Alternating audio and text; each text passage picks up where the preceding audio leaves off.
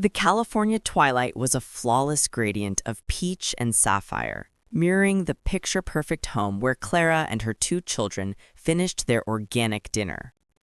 Everything was in its right place: the expensive wine, the polished mahogany, the secure hum of an enviable life. Then, her phone chimed with a private message. Not a cheerful emoji from a friend, but a simple, clinical text that mentioned a canceled flight, 2,000 miles away. It was a message that should have brought relief, but instead a cold dread settled over Clara's spine, a proof that the perfect life was built on a deliberate omission, a man banished to the periphery for the greater, pristine whole. If these subtle, chilling cracks in the American perfection resonate with the secrets you keep or the truths you seek, stay with us. There are far more dangerous confessions behind these closed doors. The hum was the first thing Clara Hayes noticed when she walked into her $4.2 million Sausalito home. Not the hum of the refrigerator or the high-speed fiber optic connection, but the low, perfect frequency of a life running exactly to specification. The glass wall of the living room framed the Golden Gate Bridge like a museum piece, and the scent of basil and fresh linen was a testament to domestic control. Clara, 42, a chief marketing officer for a high-profile fintech firm, was the architect of this perfection. 6 months ago, she had told her husband, Ethan, that his choice to leave San Francisco for a sustainable infrastructure project in Omaha, a modest, unglamorous venture, was the final proof that his priorities did not align with hers or their children's future. "My career, their education, this life, it all comes first," she had declared, her voice cold and definitive. "You've made yourself last." Now Ethan was a neatly packaged absence. His side of the master closet was still empty, but Clara had already mentally repurposed the space for her expanded collection of designer coats. The kids were upstairs.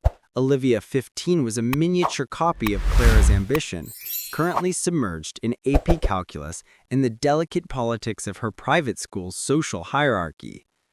Daniel, 8, was building a complicated, silent fortress of imported Italian marble blocks. Clara tossed her leather tote onto the antique console table. Her phone screen flashed.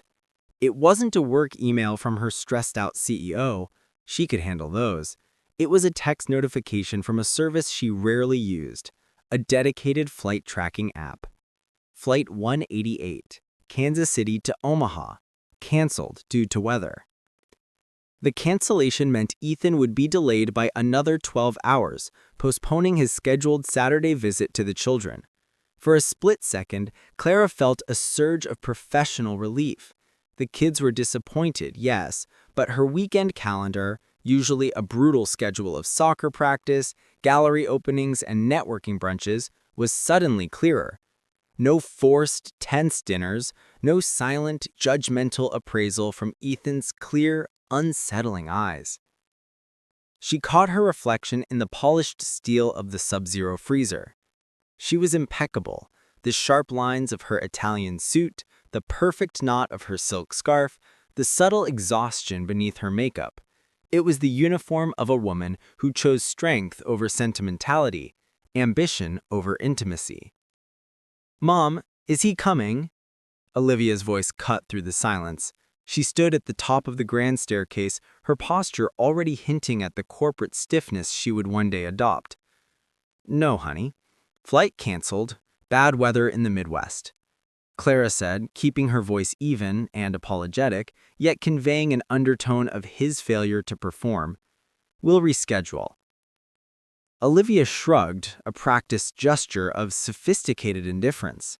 "It doesn't matter. We had that calculus review anyway." She was already turning back to her room, prioritizing the quantifiable over the emotional. The interaction was a small victory for Clara. The kids were successfully adapting to the new calculus of their family: self-reliance, structure, and professional focus above all. Later that evening, the city lights of San Francisco glittered through the immense glass wall. Clara was standing in the kitchen, nursing a glass of dry Sauvignon Blanc. She was scrolling through her work emails, an endless stream of capital and crisis. Her fingers paused over a memo from the chief legal counsel. The language was deliberately opaque, but the subtext was a cold splash of reality. SEC probe. Irregularities in Q3 filings. Internal investigation imminent. A tremor, small but distinct, ran through her hand. Clara Hayes did not tremble. She was the one who imposed structure, not the one who collapsed under it.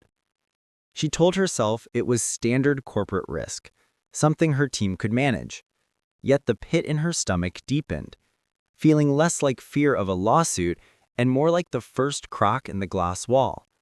Then her youngest, Daniel, appeared in the doorway, clutching a worn hand-drawn blueprint. "Mom, Dad didn't call tonight. He always calls after a canceled flight." Clara looked at the blueprint. It was a crude drawing of a sustainable bridge. Ethan had given Daniel a set of engineering tools, not a video game console, as his last birthday gift.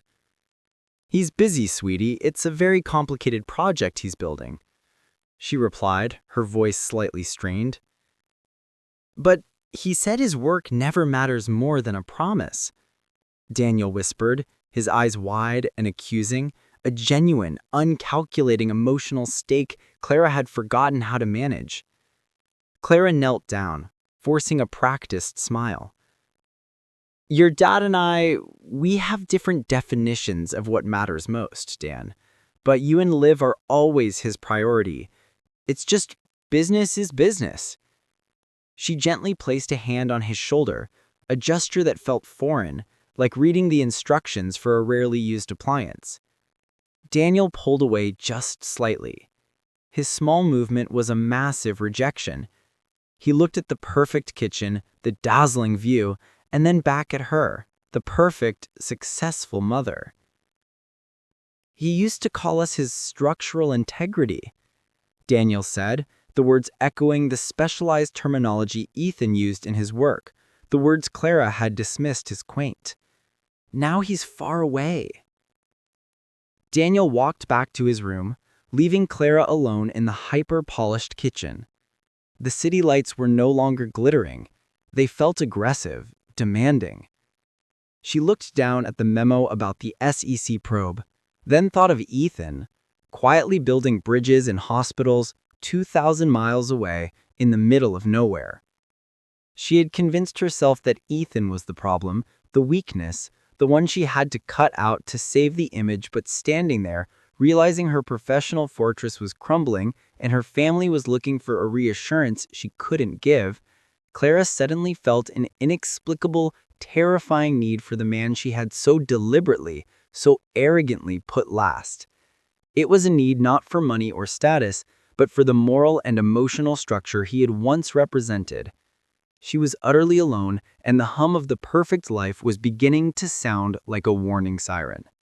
The morning after the chilling silence with Daniel, Clara arrived at her office on the 34th floor of a gleaming tower in the financial district, the city smog hanging low like a confession.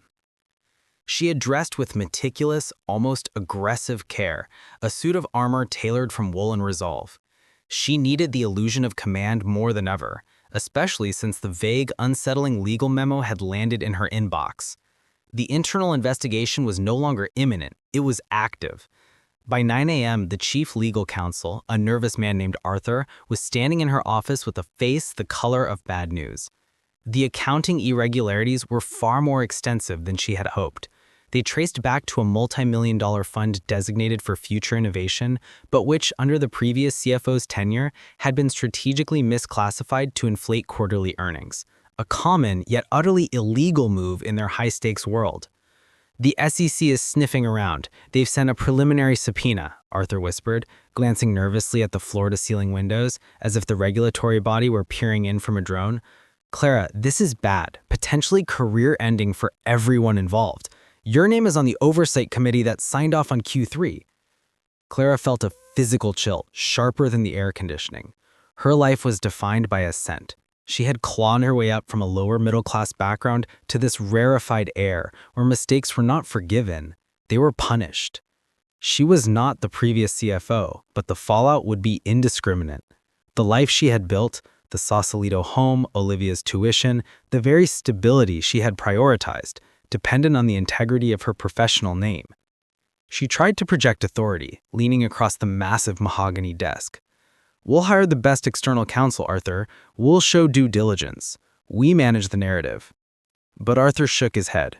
"The narrative is already written, Clara. The funds are gone, used to cover the previous quarter's over-leveraging. We need a verifiable, large and clean injection of capital to neutralize the damage before the full inquiry begins. And finding clean money in this market is nearly impossible without raising major red flags." Clara felt the first sharp pain of fear, a visceral anxiety that bypassed her logic and hit her deep in the sternum. The polished facade of her professional life wasn't just cracked, it was beginning to crumble. The second blow struck precisely at 11:37 a.m. It wasn't an email or memo. It was a hysterical, fragmented call from the school nurse. Olivia had collapsed during a mandatory fitness assessment. Chest pain, severe shortness of breath.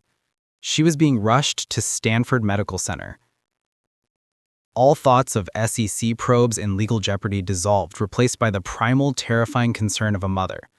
Clara drove across the bridge, breaking every speed limit, the perfect view of the bay now a blur of careless beauty. She found Olivia pale and small under the clinical glare of the emergency room. Her daughter, usually so composed, was frightened. After an agonizing few hours of tests, a lead cardiologist, Dr. Alistair, a man whose weary professionalism offered no comfort, delivered the diagnosis. "It's a very rare case, Mrs. Hayes. A form of tetralogy of Fallot with complicated by an anomalous origin of the left coronary artery," Dr. Alistair explained, his finger tracing a terrifying shadow on an angiogram screen. "It's serious.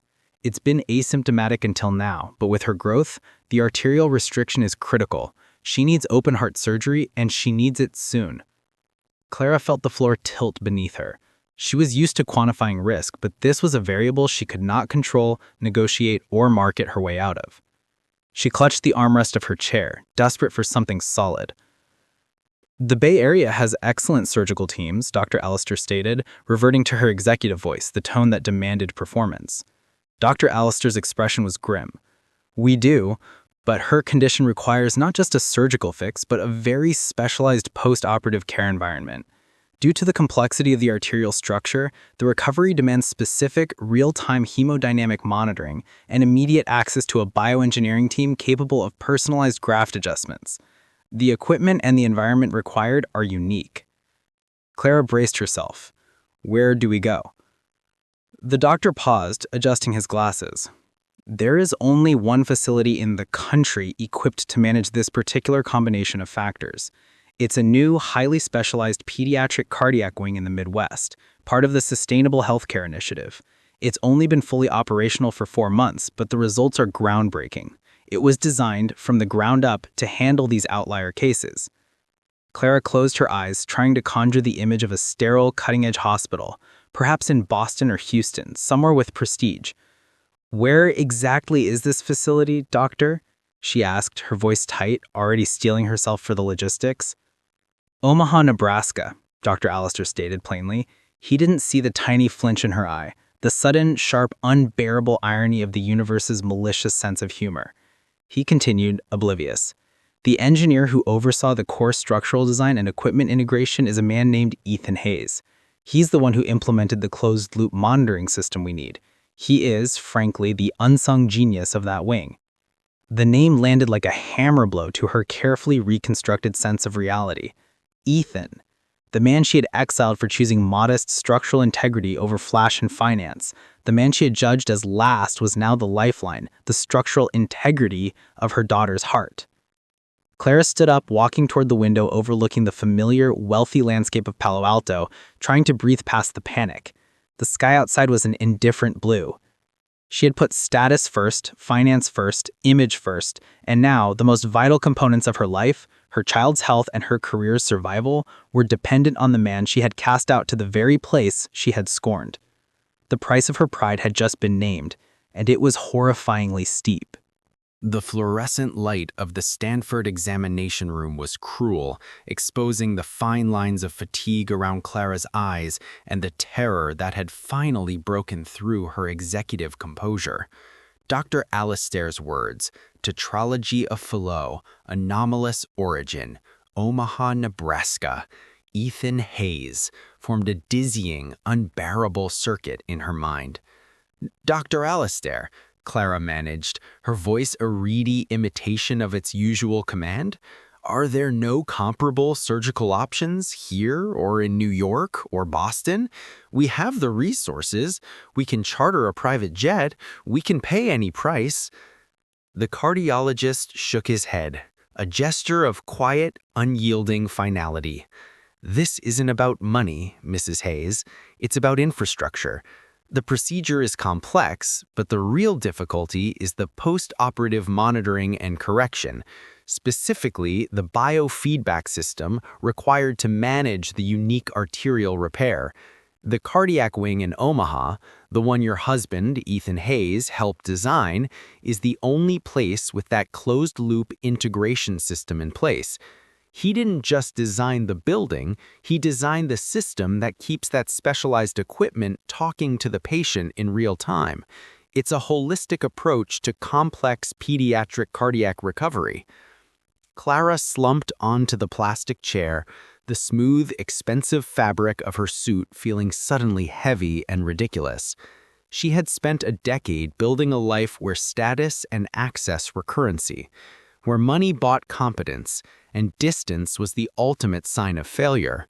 Now, her child's life depended on a competence she had mocked, located in a place she had dismissed. The irony was not just painful, it was a profound ethical condemnation. When Ethan had decided to leave his lucrative, high-pressure job at a major San Francisco engineering firm to focus on sustainable, life-saving public infrastructure, Clara delivered her ultimatum. She had seen his choice as a retreat, a betrayal of the affluence and opportunity she craved. "You're sacrificing our future for some quaint Midwestern idealism," she had accused, her voice dripping with scorn, effectively banishing him to the periphery of their lives. Now that quaint idealism was a sterile, cutting-edge facility in Omaha, a lighthouse of specialized medicine in the very landscape she had scorned.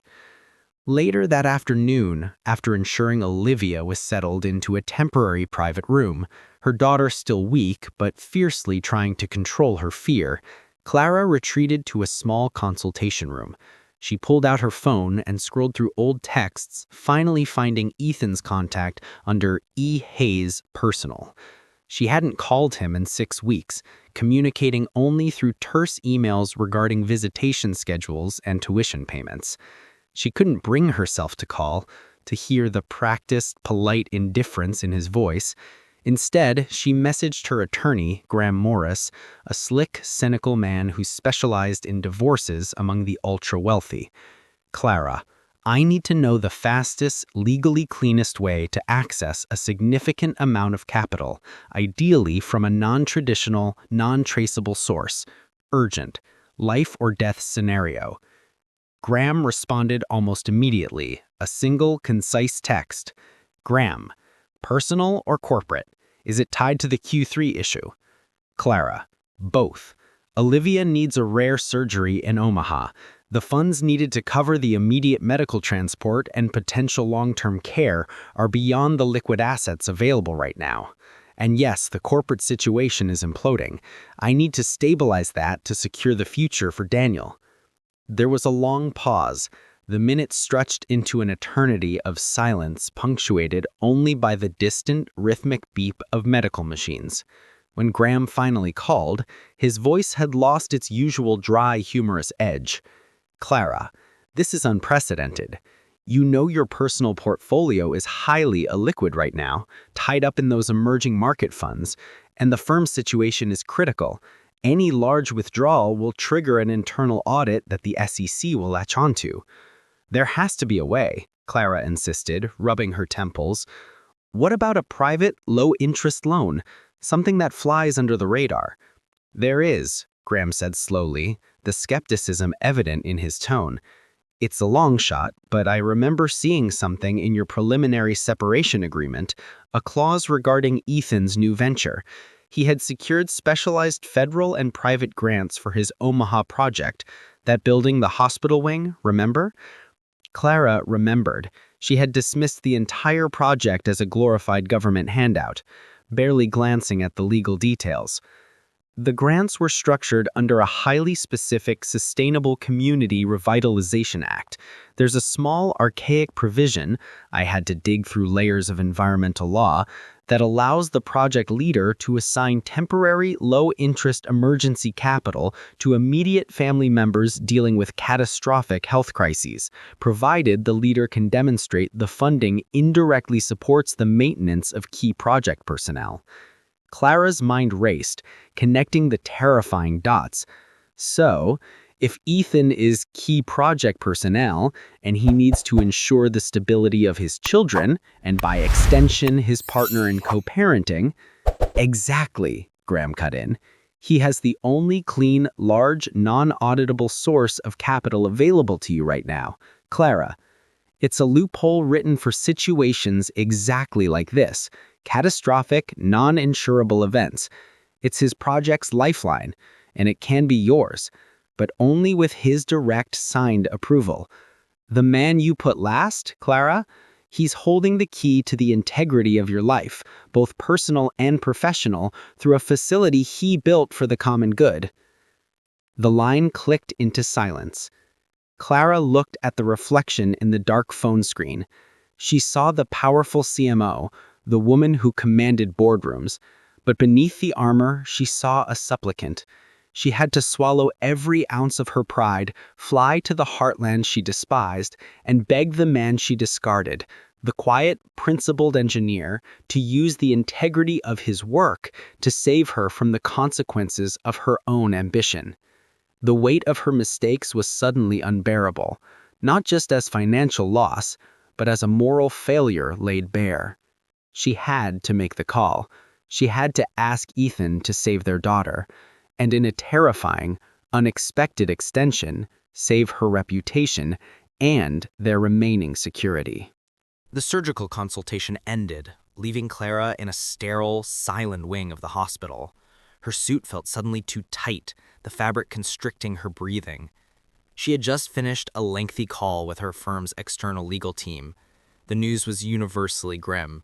The SEC was moving faster than anticipated, and the window for a quiet internal resolution was closing. The financial scandal was no longer a matter of reputation, it was a matter of solvency and criminal liability for the senior management, including herself. "We need the cash now, Clara," the lead counsel, a short, dispassionate woman from a top Manhattan firm, had stated over the secure line. "A significant, provable, clean injection of capital to restructure the fund and demonstrate good faith before the full investigation begins. Anything less and we're moving into damage control, not resolution." Clara had tried to leverage her extensive network, the venture capitalists, the board members, the high-net-worth friends she had courted and served over the years. She sent urgent, carefully worded emails requesting private bridge loan financing. The responses trickled back, polite but firm, echoing the same underlying fear. "We can't afford to be associated with an SEC probe." Her fortress of high society connections, the very thing she prioritized over her marriage, dissolved into a desert of self-preservation. Graham's analysis of the obscure Sustainable Community Revitalization Act funding loophole, the one tied directly to Ethan's project, was the only light in the crushing darkness. It was the only money she could touch immediately, ethically, and without inviting further scrutiny. It was the irony that tasted like ash. Ethan's selfless choice was the antithesis of her greedy world, yet it was his purity that offered salvation. Clara walked out into the hospital's courtyard, finding a quiet bench beneath a young oak tree. The sun was setting, casting long, dramatic shadows, a directorial choice in her personal drama. She pulled up Ethan's number. She stared at the screen, her thumb hovering over the call icon, the action feeling heavier than signing a multi-million-dollar contract. She recalled the last conversation that mattered, the one 6 months ago, when she had used her sharp corporate language to dismantle his ambition. "You're comfortable being small, Ethan. I'm not. I need a partner who can match my ascent, not one who chooses to live by the metrics of a municipal bond." She had used the word last, not just to describe his priority, but to define his value. Now she needed him to be first. She hit the call button before her resolution could break. The phone rang 3 times, each chime a hammer against her ego, before he answered. "Clara?" Ethan's voice was calm, steady, and utterly devoid of warmth. It was the voice of a man who had built solid, reliable structures, both steel and emotional, and now maintained a strict boundary around them. "Clara," she returned, her voice raspy. She paused, trying to find the opening, the professional veneer she could use to mask the desperation. It was no use. "Olivia," she began, rushing the words out. "It's her heart. It's serious. It's a very rare defect and she needs immediate surgery. The doctors here, they're world class, but they say the only facility equipped for the post-operative care she needs is in Omaha, the one you built." Silence hung on the line, thick and heavy. I heard a quiet, distant metallic clang on his end, perhaps in his workspace, the sound of real, honest labor. "I know about the facility," Ethan finally said, his tone still neutral, but with a subtle depth that suggested he was already ahead of her, calculating the true implications. "We need to bring her there," Clara continued, finding strength in the sheer terror for Olivia. "Immediately." "But Ethan, I have another crisis at the firm. It's a financial and legal nightmare. An SEC investigation is looming and my entire professional life is on the line. I need capital, clean capital, and quickly to stabilize the situation before everything collapses." She took a deep breath, forcing out the words she knew would cost her everything. "Graham, my lawyer, found a provision in the Revitalization Act grants, the one tied to your project. It allows emergency family loans. You have access to the only pool of money that is clean enough and fast enough to save the firm and by extension the financial security of the children." She waited for the explosion, the righteous anger, the bitter retribution she deserved. Instead, Ethan was quiet for a long time. When he spoke, his voice was measured, almost clinical. "So you need me to use the project I left everything for, the project you ridiculed as quaint and last, to save the career you prioritized over me and the child we both prioritize over everything." It wasn't a question. It was a statement of fact, brutal in its clarity. "Yes, Ethan, I'm asking you to save all of it. I'm asking you to save me." "And what is the cost, Clara?" he asked, the question hanging in the air like an executioner's final query. "What is the cost you're willing to pay, beyond the principal and interest? Because I can save the company and I can save Olivia, but that doesn't fix the structural failure of our relationship. That doesn't fix the foundation you chose to build on sand, demanding I be the one to pay the price for the clean material." Clara closed her eyes, recognizing the familiar, agonizing sound of truth. She was asking for an engineering miracle, not of steel and circuits, but of ethics and forgiveness. The calculus of humiliation was complete. She had no answer. The flight to Omaha felt like a slow, deliberate descent into a moral reckoning. Clara, who typically flew first class, was crammed into a coach seat, a conscious choice meant to signal immediate, if performative, humility. The vast, flat landscape of the Midwest unrolled beneath the window, a world stripped of the aggressive verticality and prestige she was accustomed to. It was a place where value was measured in acres of yield and the durability of construction, not in stock options and social media metrics. The Omaha terminal was quiet, functional, and blessedly unconcerned with her identity. Ethan was waiting. He was not standing with a sign, or even near the arrival gate, but leaning against a concrete column 30 feet away, wearing a simple button-down shirt and chinos that spoke of purpose, not pretense. He looked older, the lines around his eyes deeper, etched by long nights and the weight of serious work, but there was a quiet, unassailable confidence in his posture that had not existed in San Francisco. He no longer looked like her husband. He looked like a man who was entirely and comfortably his own. "Clara," he acknowledged, his voice flat, his gaze steady and unforgiving. He did not offer a hand, a hug, or any pretense of marital connection.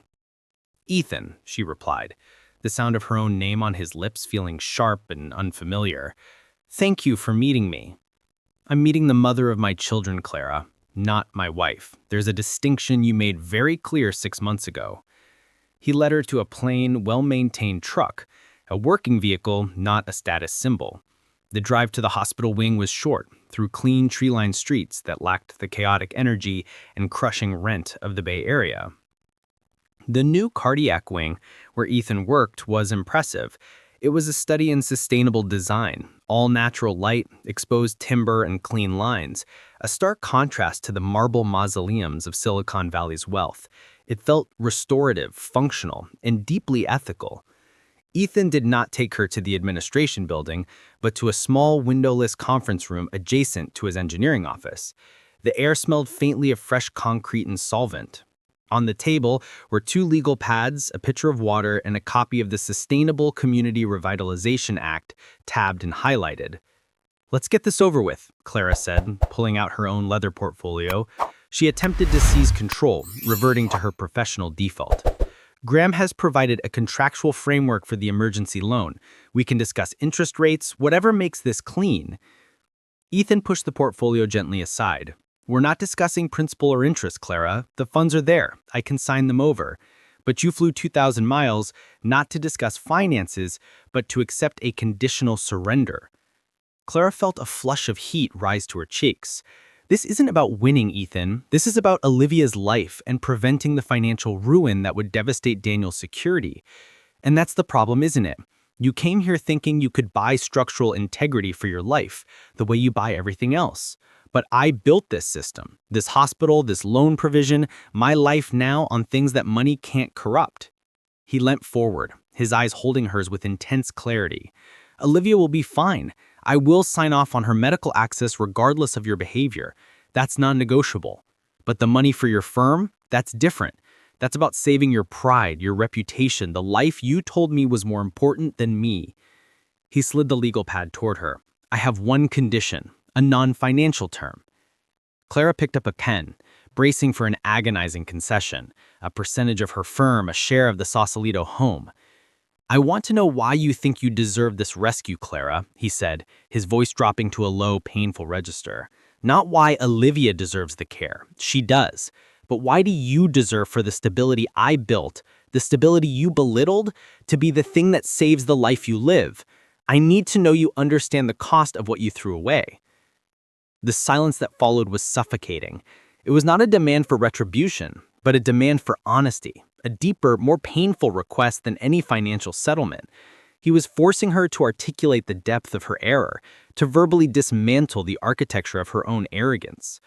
Clara stared at the blank legal pad. The CMO, the masterful presenter, the queen of the elevator pitch, was speechless. How could she tell him that she had been utterly wrong? That her celebrated life in San Francisco was structurally a hollow facade, and that his modest, principled choice was the only thing with true foundation? That she realized she had valued the appearance of success over the integrity of connection? "I deserve it because I am still the mother of your children," she whispered, clinging to the only non-negotiable role she had left. Ethan shook his head. "That's a fact, not a reason. I need to know that the woman who declared her family comes first, but defined family only as the outward trappings of success, understands what happens when those trappings fail. What did you throw away, Clara? What did you sacrifice when you put me last?" He stood up, walking toward the window overlooking the construction site for a new research lab, a symbol of his quiet, continuing commitment to purpose. "I'll leave you here with the pad, Clara. You have 12 hours. Write it down. Write the real reason. Write the confession I need to see before I sign the paperwork that saves your firm. If you can't tell me the true cost of your pride, I won't save the structure you put over our family. I'll save Olivia, and I'll walk away from the rest." He left the room, leaving Clara utterly alone with the blank page, the silent sound of her own defeat, and the crippling realization that the engineer was demanding her most difficult construction yet, the architecture of her own atonement. Clara spent the next 8 hours alone in the conference room. The clock on the wall, a simple utilitarian model, seemed to tick louder and slower than any expensive Swiss timepiece she owned. She wrote and rewrote her confession. She started with a strategic apology, listing her financial errors and the misplaced value she put on status. She framed it as a corporate mistake, a failure of risk management, a language Ethan, the engineer, would surely understand. She tore up the first 2 drafts. They felt hollow, a performance for the board, not a confession for a broken heart. The third attempt was more honest. She wrote about the shame of her past, the desperation to escape her modest upbringing, and the fear that Ethan's lack of aggressive, visible ambition would drag her back to a life of quiet struggle. She confessed to using her career as a shield against intimacy and vulnerability. She finally wrote the words, stark and unambiguous.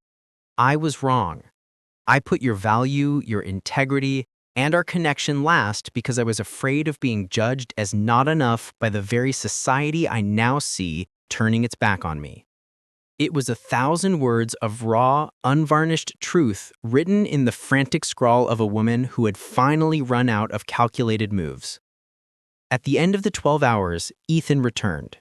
He didn't look tired, just deeply serious.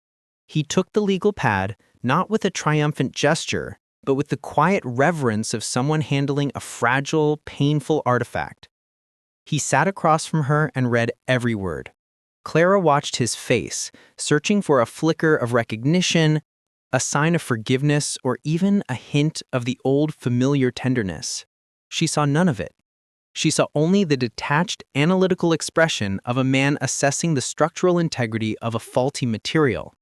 After a long silence, Ethan put the pad down, lining it up precisely with the edge of the table.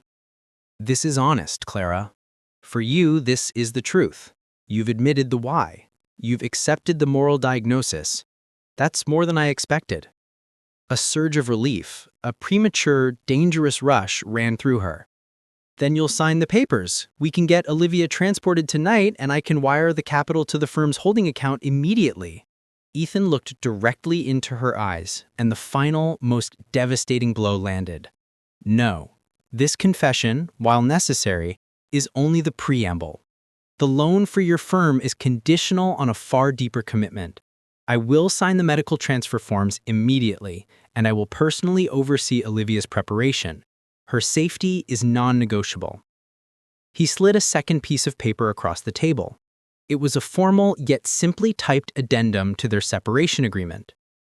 The funds for your firm are contingent on your agreeing to the following terms immediately and publicly, he dictated, his tone leaving no room for negotiation.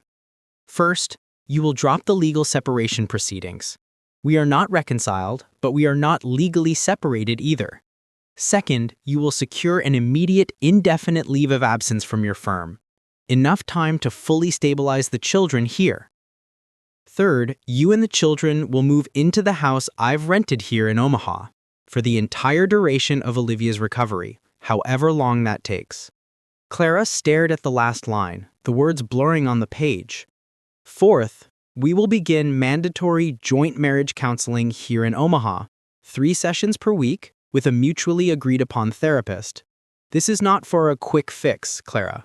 This is to determine if the structural damage is repairable or if we need to negotiate an ethical demolition. Clara felt the room spin. Ethan, I can't. A leave of absence? The children's school. My life is in San Francisco. My reputation is tied to my presence there. Moving here, it would be professional suicide. It would be an admission of failure to the world. That is the price, Ethan stated, leaning back, the picture of quiet certainty. You told me your career and your status were the priority. You told me the life you built came first. Now, I am demanding that you dismantle that life piece by piece, publicly and unequivocally, to demonstrate that the integrity of this family is for the first time your true priority. You must give up the appearance of having it all to save the reality of what little we have left. He continued, his voice softer now, but heavier with conviction. If you truly believe the integrity of this family and your children's security comes first, then you will choose the recovery in a functional environment over your status. I'm not asking for your money, Clara. I'm asking for your pride. I'm asking for the humility to live the life you scorned and to face the truth without your executive title as a shield. Clara stood up, walking to the far corner of the room, her composure finally shattering. It was a breakdown, born not of sadness, but of utter defeat. She had calculated every angle, used every corporate skill, offered her deepest shame, and he had simply raised the stakes to an impossible level, a level that required her to destroy her carefully curated identity. The life she built on the principle of climbing now demanded she fall right into the unassuming landscape of Omaha and into the quiet judgment of the man she had discarded. She turned back, her eyes wet with unshed tears of rage and self-pity. "You want to humiliate me. You want me to be a public failure." "I want you to be real," Ethan corrected gently, the nearest thing to kindness he had shown. "I want you to build a life on honesty, not just ambition. Agree to the 4 terms, and the money for your firm is wired within the hour. Refuse, and you save your career, but you lose the only chance we have to save the structural integrity of our family." The choice was not a business decision, it was a religious conversion. Clara looked at the signature line on the addendum, realizing that signing it meant the death of the person she had worked a lifetime to become. She picked up the pen, the weight of the moment pressing down on her like 1,000 tons of steel. The paperwork was signed. The emergency capital for Clara's firm, the clean money from Ethan's modest, principled project, was transferred. Within 24 hours, Olivia was aboard a specialized medical flight bound for Omaha, accompanied by both parents. Daniel, confused and solemn, followed on a commercial flight with a temporary nanny. The silence on the medical jet was heavy, broken only by the rhythmic pump of Olivia's monitoring equipment. Clara sat beside her daughter, holding a hand that felt fragile and small. Ethan was across the aisle, a quiet presence conferring with the medical staff, his face a mask of professional vigilance and parental concern. He was utterly detached from her, the businessman, and utterly connected to the well-being of the patient. They landed under a cold Midwestern sky. Olivia was moved immediately into the state-of-the-art cardiac wing that Ethan had helped engineer. The environment, Clara had to admit, was precisely as Dr. Alastair described, calming, highly functional, and optimized for recovery. It was a space built on deep ethical consideration for human life, not on maximizing shareholder value. That evening, after Olivia was stabilized and resting under heavy sedation, Clara found herself in the rental house Ethan had secured. A comfortable, unpretentious suburban home, not a glass box overlooking the Pacific. She had no staff, no demanding schedule, and no corporate identity to lean on. Her firm's CEO had accepted her indefinite medical leave with a cold, almost relieved efficiency, confirming that her value was, indeed, conditional. She found Daniel sitting on the front steps, staring at the empty street. He was still clutching the blueprint of the bridge Ethan had given him. Clara sat beside him, the cold concrete seeping into the expensive fabric of her slacks. She took a deep breath. She had to drop the mask. The lie had flown 2,000 miles with them, and it was time to leave it on the tarmac. "Daniel," she started, her voice sounding unused to sincerity, "I have to tell you the truth about why we're here, beyond Olivia's heart." Daniel looked up, his young face guarded. "I know you and Dad are getting a divorce because Dad didn't want to be rich anymore." The simplicity of his understanding was devastating. "That's what I let you believe," Clara confessed, the words tasting like metal. "But that's not fair. Your father left San Francisco because he wanted to build things that truly mattered. I wanted things that only looked good, and I was wrong to tell him his choice made him less important.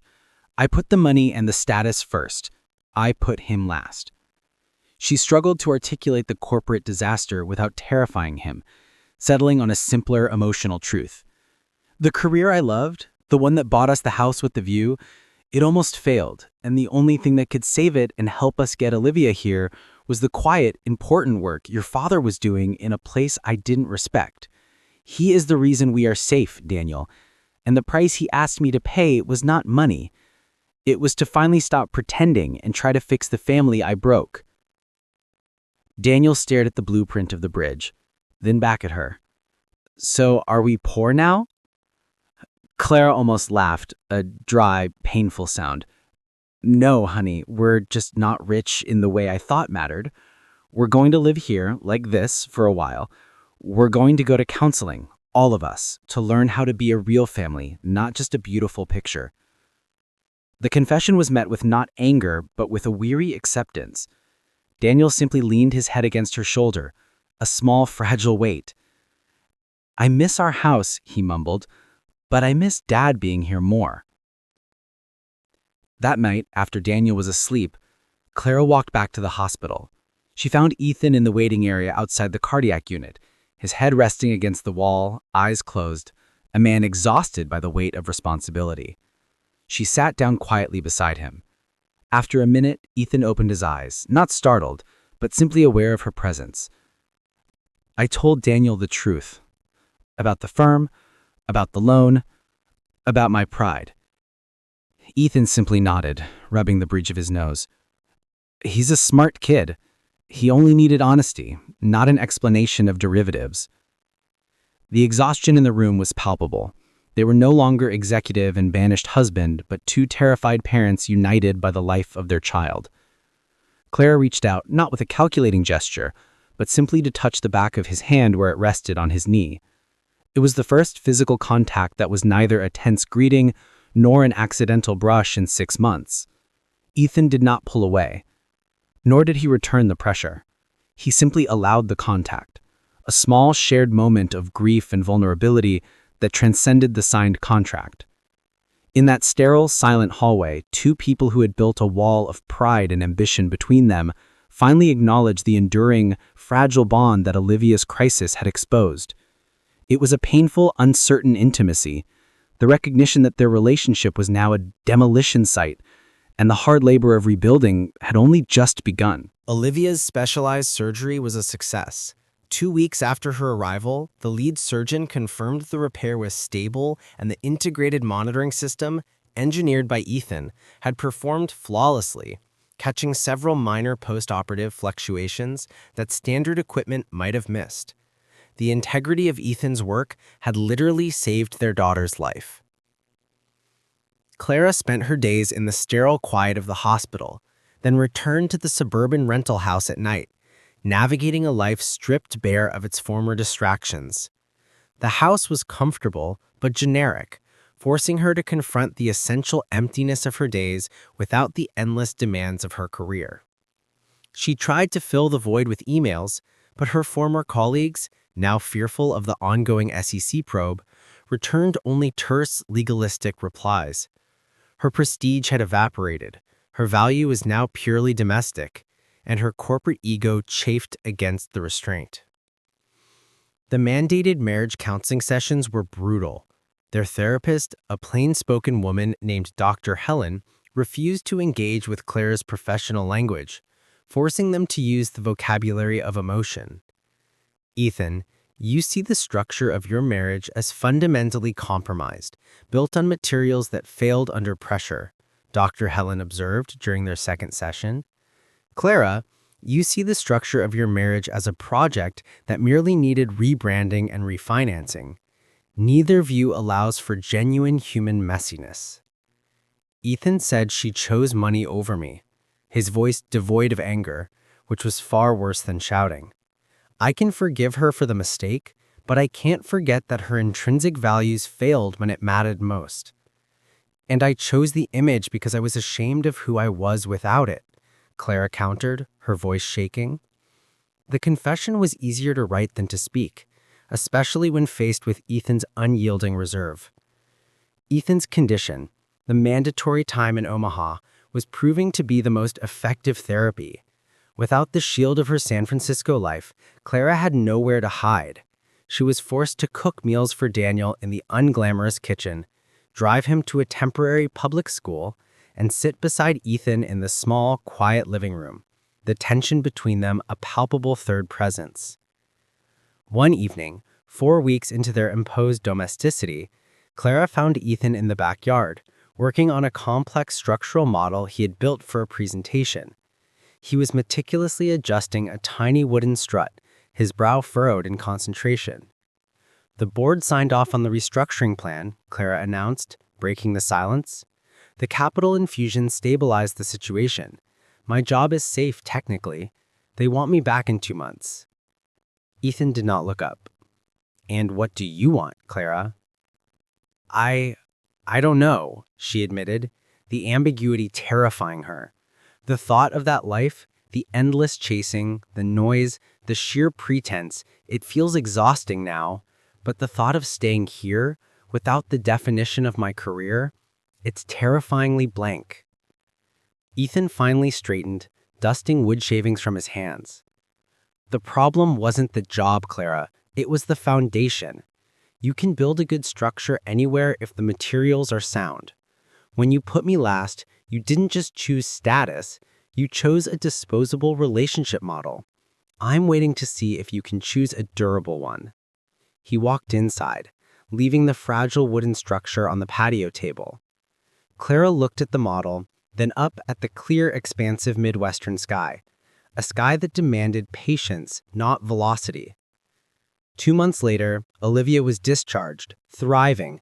The family was intact, but irrevocably changed. Ethan and Clara's reconciliation was not romantic. It was a commitment to a shared, painful labor. They chose not to move back to Sausalito. They sold the glass house.